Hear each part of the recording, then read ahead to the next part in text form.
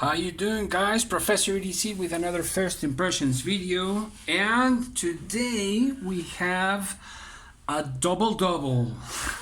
We have a double custom knife on the table, and I mean we have a slip joint and a fixed blade, and we have these are customs by Jeff Pearce knives. And okay, how should we go about this? Let's talk about them just a little bit. This is a rather rare finish. This is a Sanmai shadow finish, high carbon slip joint in 31 layers, as Jeff told me, and it is a slip joint. The pull, the tension on it, it's around an 8. I'm careful here because if I drop it, it's going to be a pretty it's going to close pretty hard, and I'm not sure I want that. It's got stainless steel liners, and there is a little bit of space between the high carbon and the stainless, as you can see there. There it is, just a small space, small gap in between, but it is something to mention. And it's both of them are done in red stag, and just beautiful red stag, and just the feel of it in hand is fantastic. This one has red liners. This is done in Nitro V with red G10 liners and also red stag. And check out that blade, isn't it fantastic? All right, let's go ahead and talk about them, about both of them, and go through some specs, shall we? Because they gotta go to their owner. These are blades that let's see, ounces that I was asked to buy for a friend. 4.92 ounces, and the knife fixed blade 8.01, so twice as much in matters of weight. Let's see the size, shall we? The blade, the fixed blade, is almost 9 inches. It's like 8 3/4 of an inch full length, and the edge is almost just a hair under 4 inches. It's like 3.9.5 the edge on that. On the slip joint, the full length is, let me see, right there. It's kind of tricky, but 7.4 inches long. The cutting edge is 2.9 inches long, and well, like I mentioned, both of them are in red stag, Sanmai, and Nitro V. Let's see, thickness, blade thickness 100 thousandths. Let's clean that up. And behind the edge,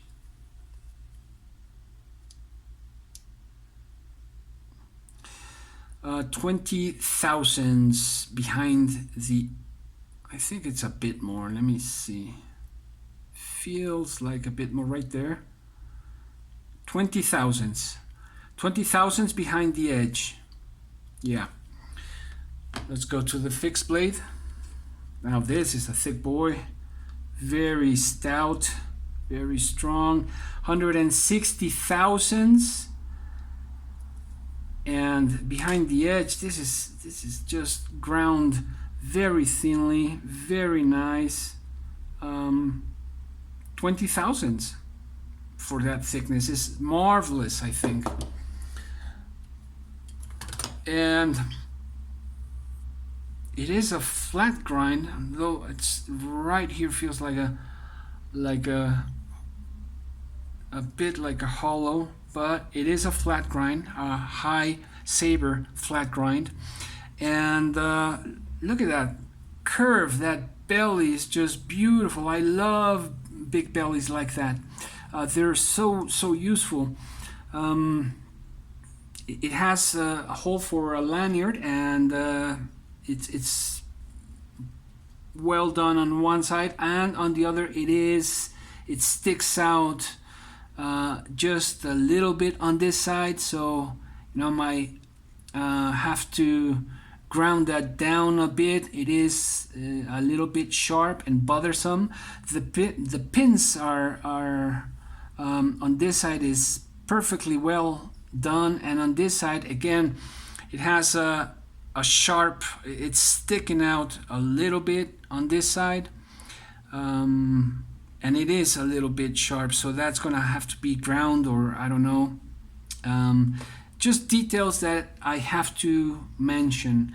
How the ergos are fantastic. It just feels, when you have some natural material like this stag, or like wood, walnut, or like micarta, it just feels different, at least to me, and it's very comfortable, very natural to my hand. It does feel heavy, but nothing out of proportion.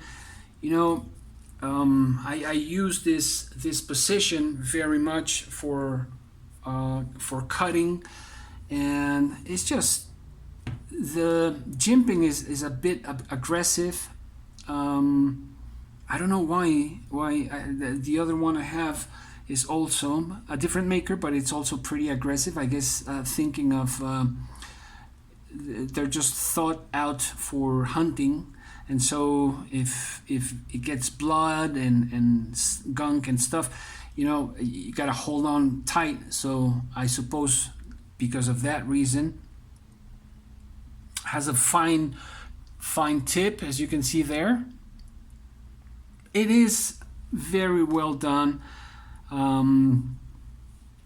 The grind lines are horizontal and pretty smooth. A very well done knife, I think. And I'm going to jump to some comparisons. The slip joint it has two details that, like I mentioned over here, the pins and the lanyard hole, that I didn't like, and that's the gap between the piece of carbon steel and the stainless steel liner right there, and just a bit over here. Well, that's really nothing, but it's just a small detail. The stag is not geometrically perfect, but that doesn't matter, because in hand it just feels really comfortable, so it really doesn't matter, at least to me.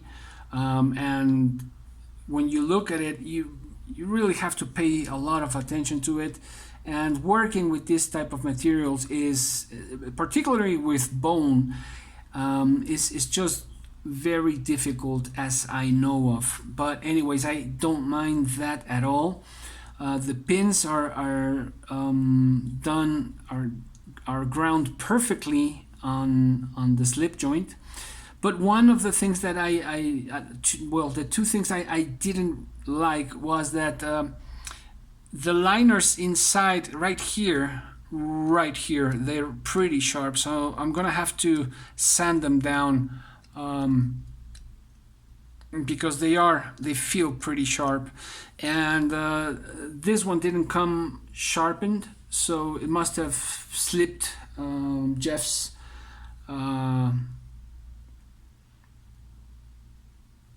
well, it just slipped his mind, I think, because this one came, it's razor sharp, and it feels so smooth when cutting through paper. So it's just no problem there. And this one didn't come sharpened, so I had to sharpen this one.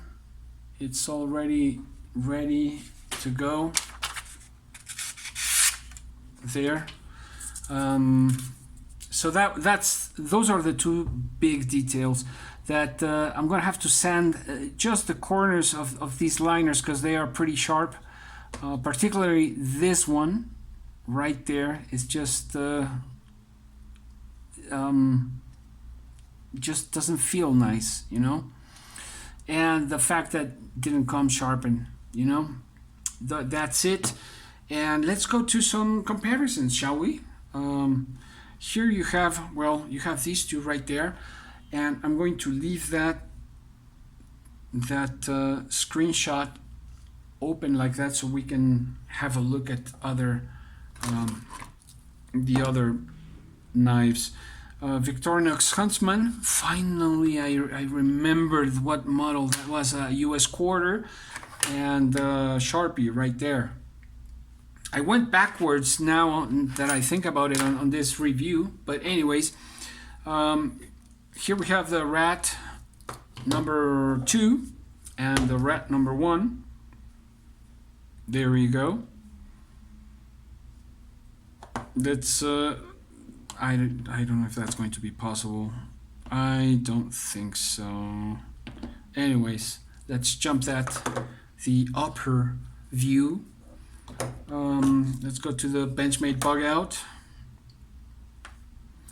And this pairing, I was lucky enough to get into Jeff's order, and PM2, Spyderco PM2, and for a knife, and I just asked him, by the way, would you happen to have a folder to match the knife?